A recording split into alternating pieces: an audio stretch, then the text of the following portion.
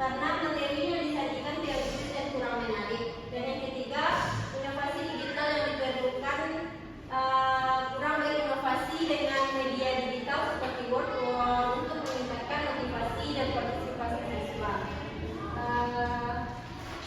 Baiklah, materi yang selanjutnya yang akan disampaikan oleh Rizky Media kepada Rizky Media dipersilakan.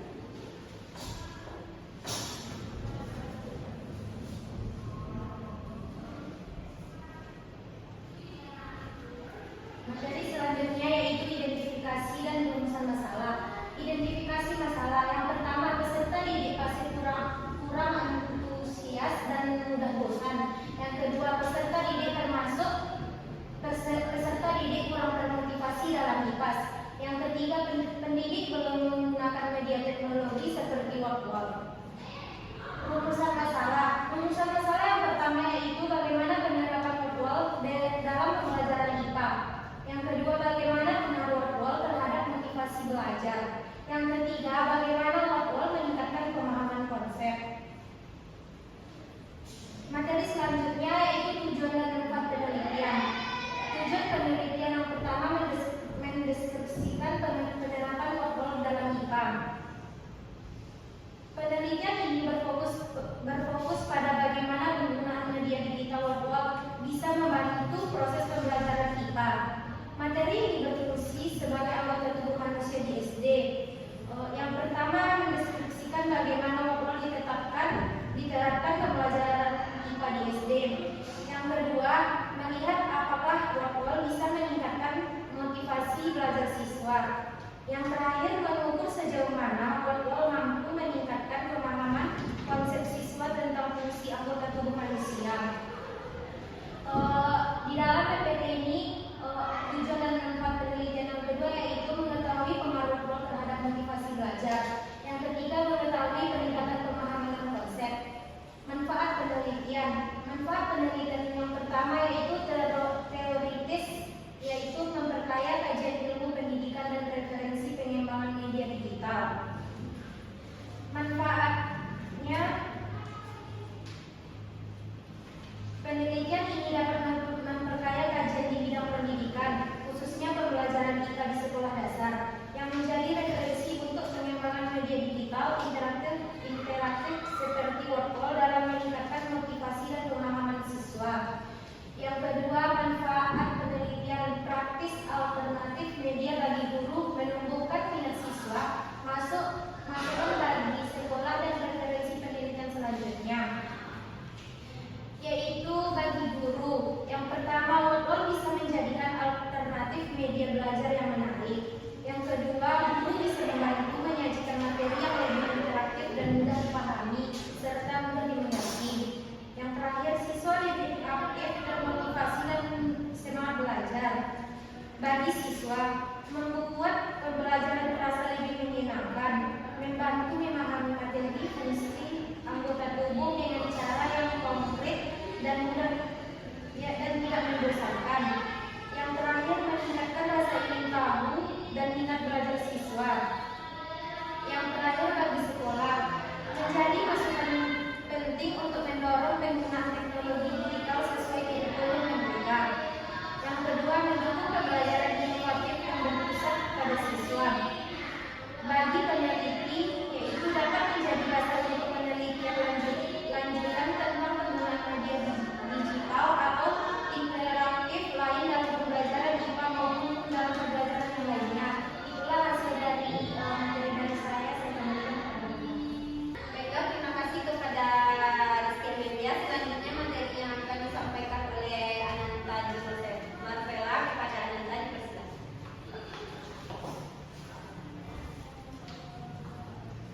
Baiklah, pertama saya akan menjelaskan tentang landasan teori.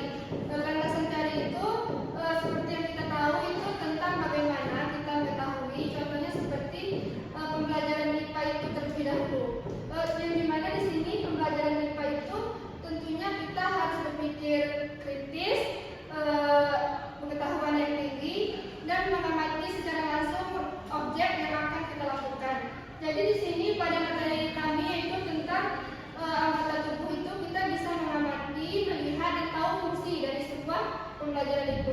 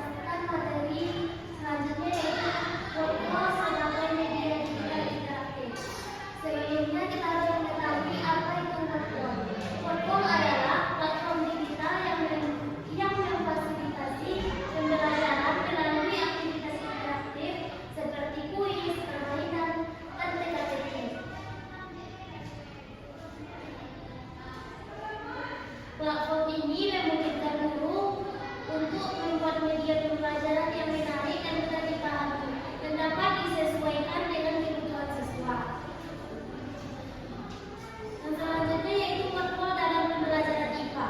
Dapat sesuai digunakan dalam pembelajaran IPA, terutama untuk materi yang merupakan penguatan konsep melalui visualisasi dan latihan interaktif.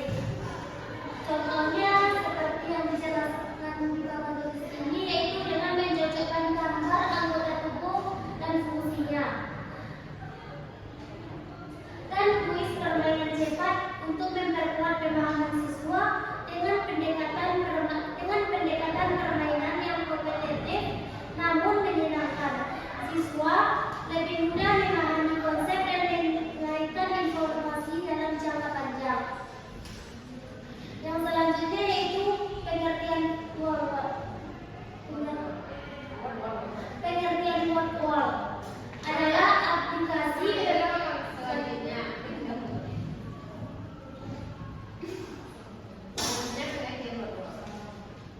Selanjutnya pengertian workflow. Workflow adalah aplikasi pembelajaran berbasis online yang dapat dijadikan sebagai media pembelajaran, sumber belajar dan alat penilaian. Aplikasi ini menyediakan banyak tempat permainan edukatif yang dapat dikembangkan guru, namun dalam prakteknya workflow masih jarang digunakan karena banyak diaplikasikan di sekolah. Jadi, keunikan penelitian ini menekankan bahwa penggunaan workflow tidak sekedar permainan, tetapi sebagai media pembelajaran yang meningkatkan minat dan motivasi belajar siswa. Hal ini menunjukkan bahwa workflow dapat diterapkan pada berbagai mata pembelajaran, termasuk pada pembelajaran IPA pada jenjang SD. Mungkin sekian materi dari saya kembalikan kepada moderator. Baiklah, terima kasih kepada Cici. Materi yang selanjutnya yang akan disampaikan oleh Tri Anissa Rahma kepada Tri Anissa Rahma.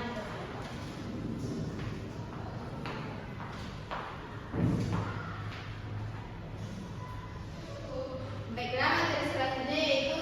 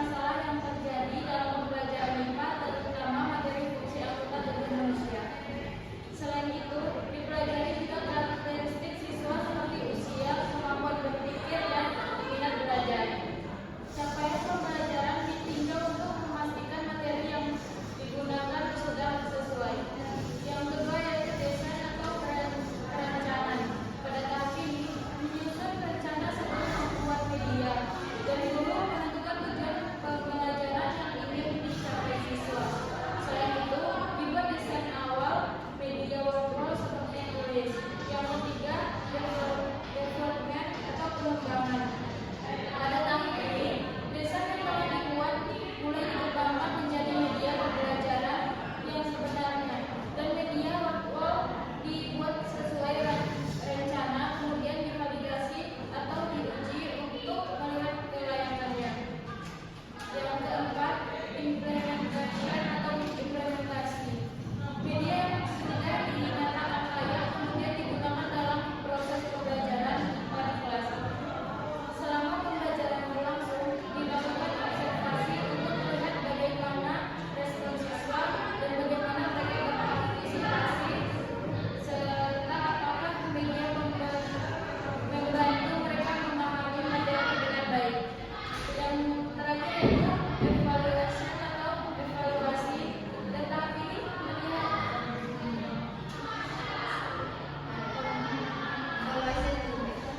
yang terakhir yaitu evaluasi.